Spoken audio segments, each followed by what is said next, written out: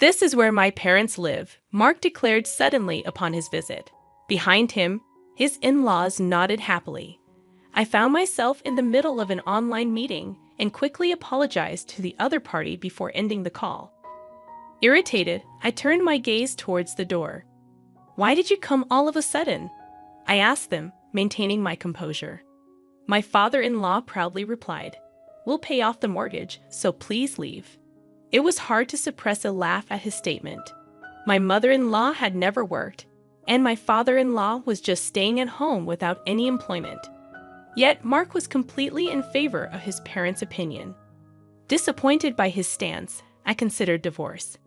"I leave," I quickly replied, to the surprise of all three of them. "The mortgage of the house is $5,000 per month." With an inward smile, I began to pack seriously. Luckily, I had a business trip scheduled for a week starting for the next day.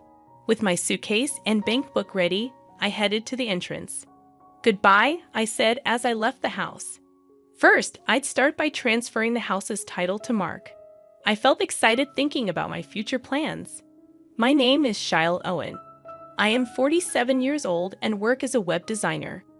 I went independent 5 years ago and have been fortunate enough to receive many project checks. As a result, I've earned more than 5 times my previous salary and now live on the top floor of a high-rise condo.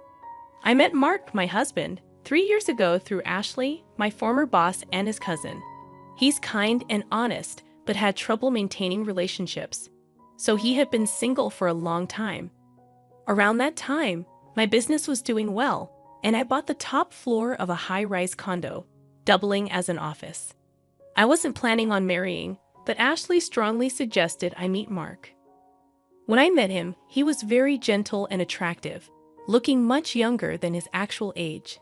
We started dating and got engaged within 6 months. My parents had already passed away, and my only relative was my brother. So my brother and his wife also attended the family meeting. From Mark's side, his parents and cousin Ashley came.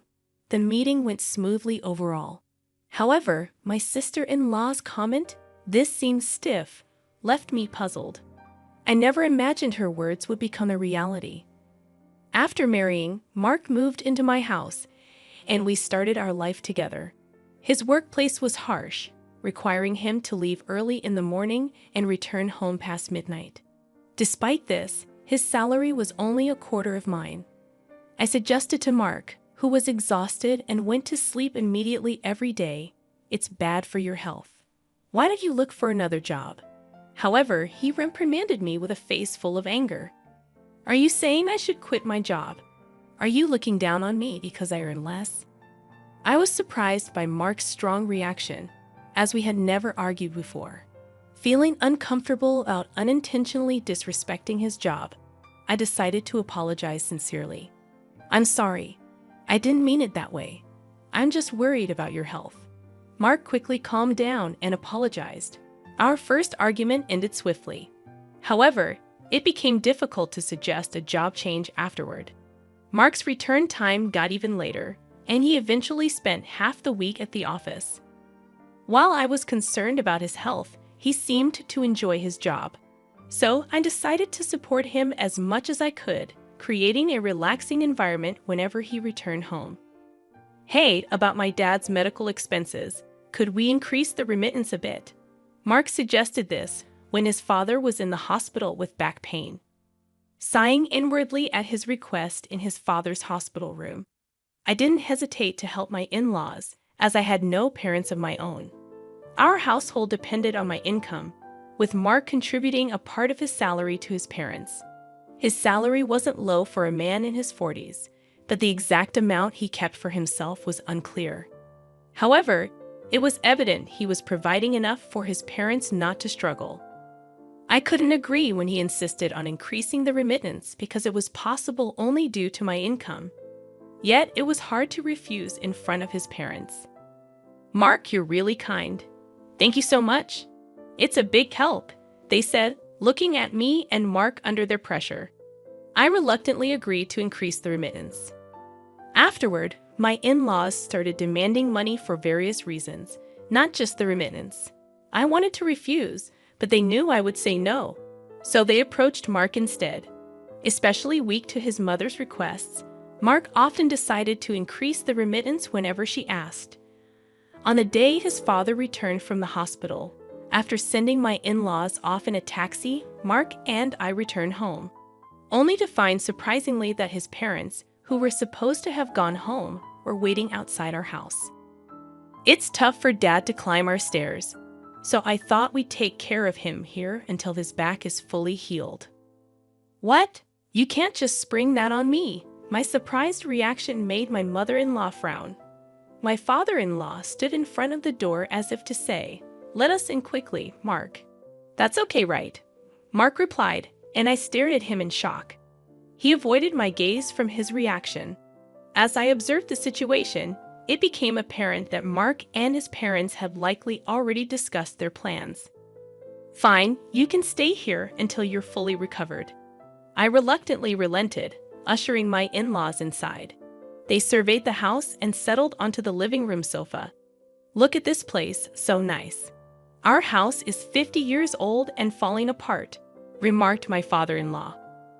"Yeah, it's really showing its age," agreed my mother-in-law.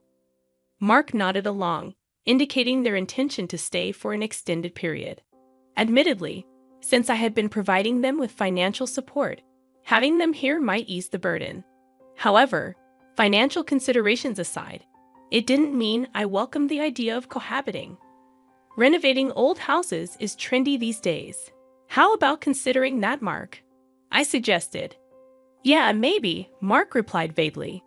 2 years into our marriage, despite being in the supposed honeymoon phase, Mark and I hardly spent time together. We hadn't even gone on a honeymoon. This place served as both my home and office. It was manageable when Mark was out for work, but with my in-laws around all day, it complicated things. If we were to live together, I'd rather move into their house and reserve this place solely as an office. Thanks to my initial resistance, the topic of cohabitation wasn't brought up again by my in-laws. However, even months after my father-in-law's discharge from the hospital, my mother-in-law showed no sign of taking him back. Their belongings started to overflow from the guest room into the living room. "Mark, your dad seems perfectly healthy now. He even went bowling today. Maybe it's time for them to go home," I suggested. "What are you saying? Sending my dad back with his bad back is cruel. What if it gets worse?" Mark raised his voice, leaving me silent. It seemed that Mark believed raising his voice would compel compliance. He frequently asserted his opinions loudly, and opposing him often resulted in my mother-in-law siding with him, putting me at a disadvantage. This dynamic persisted for 2 years. During this time, I took care of all the housework while my in-laws frequently went out to enjoy themselves. Despite my father-in-law's back being fully healed, there were no signs of them returning home. "Sorry, I have a meeting at 1 p.m. today, so I'll eat lunch in my room, okay?" I informed them as I placed lunch on the table. "Understood, but leave the dishes for later," my mother-in-law replied without looking up. As the clock struck 1 p.m., my online meeting commenced. However, about 10 minutes in, the door burst open, and Mark declared, "This is where me and my parents live." My in-laws nodded behind him. I swiftly apologized to the meeting participants and ended the call, inwardly frustrated. "I told you I had a meeting at 1 p.m., I grumbled as I headed towards the door. "Why are you doing this all of a sudden?" I asked calmly, only to be met with my father-in-law's smug reply, "We'll pay the mortgage so you can leave." Suppressing a laugh at his audacity, I simply replied, "All right, I'll leave," surprising all 3 of them. With the mortgage at $5,000 per month, I couldn't help but smile inwardly at the prospect of moving forward with my plans. I approached the task with a solemn expression, aware of the serious decision I was making. Fortunately, a week-long business trip awaited me starting the next day. Armed with a meticulously packed suitcase and my bank book, I headed for the exit. "Goodbye," I uttered, bidding farewell to the home that had become a source of contention. The first order of business was transferring the house title to Mark. Brimming with excitement about the impending changes, I checked into a hotel and promptly contacted a real estate agent to initiate the house transfer encompassing the mortgage. The success of the transfer rested on Mark's ability to handle the mortgage. If he couldn't manage it, the options were a lump sum payment or selling the house. Accepting this reality, I directed the agent to find me a new home and office. My work could be conducted remotely, but a dedicated office space was crucial for calm client discussions.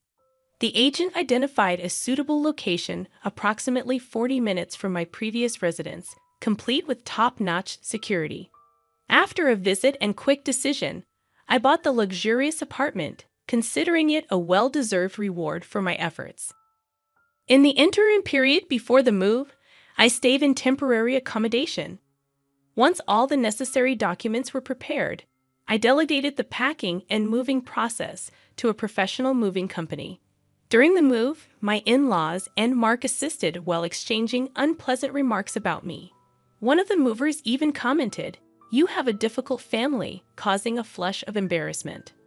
A week after settling into my new abode, I received a call from Mark. His anxious inquiry about changing the mortgage indicated he was just grasping the situation. His father's shouts in the background urged me to return quickly. Despite the divorce being the plan, Mark seemed taken aback. "But we're getting a divorce, right? It's unfair for me to pay the mortgage if you're the ones living there," he protested. However, I couldn't accept his denial after they had explicitly told me to leave the house. I played back our conversation from that day, caught on tape during a web meeting. Mark was startled by my explanation, having forgotten about my practice of recording meetings for documentation purposes. Undeterred, I informed him about the impending mortgage repayments, subject to a credit check. Mark, seemingly unaware of the details, asked about the monthly amount, leading to my laughter. Despite my prior disclosures and document presentations, Mark seemed oblivious to the $5,000 monthly mortgage. Stunned, he remained speechless, prompting his mother to intervene. She questioned the amount and proceeded to assert that Mark's salary could handle it. Unbeknownst to his parents, Mark hadn't disclosed his actual salary, allowing his mother to confidently declare that they wouldn't assist me any longer. In response, I burst into laughter, provoking her anger. Undeterred, I revealed the actual mortgage amount, $4,000. "What? The mortgage is Mark's monthly salary. That's absurd." My words left her shocked and frozen for a moment, but then she burst into laughter. "That's impossible. Mark has been sending us $4,000 every month. If his salary is really $4,000, he would have been sending us all of it. Stop lying," she exclaimed, refusing to believe me. Remaining calm, I pointed her towards the evidence. "Look at the shelf right by the entrance of the living room. You'll find Mark's salary slips there. If you doubt it, check for yourself." She dismissed my explanation, accusing me of lying, and headed to the indicated shelf. In the background, I could hear Mark trying to stop her. Soon, her voice of surprise came through the phone. "What? There's not even $4,000 here, Mark. What's the meaning of this?" Mark's actual salary turned out to be even lower than I knew, and I could hear his in-laws questioning him in the background. "You might not hear me, but just so you know, the house mortgage is $5,000 a month. Take care," I declared as loudly as possible. Whether they heard me or not, I ended the call. Mark called again several times later, but I ignored them all. "Let's discuss this through a lawyer from now on," I texted him, and then ignored any further communication. The lawyer I hired dealt with frequent contacts in the following days, which soon quieted down. I promptly filed for compensation through my lawyer. After a while, a response came through my lawyer, and I couldn't help but laugh at its contents. It seemed to be co-authored by a team of liars from Mark's side. Their claims were laughable. "The allegations by Shelley are false, and the real victim is our client. We demand compensation for emotional distress," it read. All I could say to my lawyer was, "I'm sorry." The divorce was nearing, but our relationship as a couple was still ongoing. I wanted to get away from a husband who could make such demands.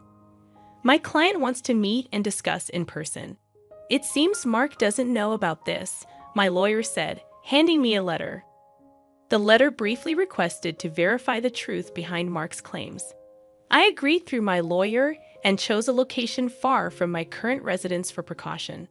At the scheduled meeting with the opposing lawyer, Mark didn't show up. The lawyer was young and polite, greeting me properly upon arrival. He revealed that his client was actually Mark's mother. According to him, Mark remained silent during their discussions, keeping his head down. His parents kept accusing me, claiming I fabricated fault to demand compensation. As I listened, the lawyer handed me a document detailing the alleged malicious actions. However, my lawyer and I noticed that the document was intentionally crafted to demean me. I explained each point in detail, and the opposing lawyer nodded earnestly, showing understanding. My lawyer presented evidence in line with my explanations. I see the content of your statements is completely different, Jelly. You have solid evidence and a strong case, he commented. Oh, this part is reversed. I pointed out and corrected a mistake. The opposing lawyer was visibly shocked. Once the explanation concluded, he left the room with the same politeness as when he arrived. My lawyer and I strategized to expose Mark and his parents' falsehoods, reaching out to other relevant parties to set up a meeting to discuss compensation. About a month after the meeting with the opposing lawyer, Mark and his parents arrived looking haggard. His mother glared at me as if seeing an enemy. You seem to be enjoying all this trouble. Who do you think is responsible for this situation? She asked, dissatisfied with the private dining room I had chosen. It was unfortunate that she didn't like the upscale restaurant she used to favor. However, her irritation might also be influenced by the fact that the opposing lawyer, having learned the truth, dropped their defense. Mother, you used to like this place, right? I anticipated her delight, but she met my words with a somber expression. We entered the restaurant, greeted by staff, briefed on our situation, and escorted to a private room. Mark remained silent until we were seated, then suddenly grew emotional. Shelley, I was wrong. Please help me. I can't go on like this. I'll do anything you say. Please come back, Mark pleaded, stunning his parents. I offered a kind smile, momentarily easing Mark's distress. However, I signaled my lawyer, who handed Mark a document. As Mark paled, I urged him to read it. His mother snatched it, glaring furiously. The document meticulously refuted each of Mark's claims in stark red ink. Enraged, she splashed water on my face, berating me for my arrogance. To everyone's surprise, I burst into laughter at the absurdity of the situation. My laughter caught them off guard, including my lawyer. Yes, it seems I wasn't the perfect wife, I quipped. I shared the burden of household chores, endured criticism for my infertility, and even had my earnings taken. As Mark's parents continued to rail against me, I signaled my lawyer, who produced a photograph. It depicted Mark entering a hotel with a young woman, my former boss and Mark's cousin Ashley. Shocked into silence, Mark couldn't deny the evidence. Ashley explained the situation, revealing Mark's infidelity. In the face of his guilt, I submitted the divorce papers and compensation documents. Mark, overwhelmed, began to cry. His parents, equally shocked, faced the reality of their son's actions. Within a month, Ashley informed me that Mark and his parents had moved due to financial strain. Mark's salary couldn't sustain their spending habits, and they sought rent assistance. The compensation for the deceived woman and myself was covered by Ashley's parents. Surprisingly, Ashley found love with Mark's former lawyer, drawn to his decisiveness. Embracing the unexpected turn of events, I started blogging about my experiences, leading to new writing opportunities. Since the divorce, I've been pursued by a corporate executive I met through business. Our relationship turned romantic, and he's proposed we live together. While I contemplate my answer, I'm certain of my decision. As I prepare for our date tomorrow, I reflect on the journey that brought me here, seated in front of my computer once again.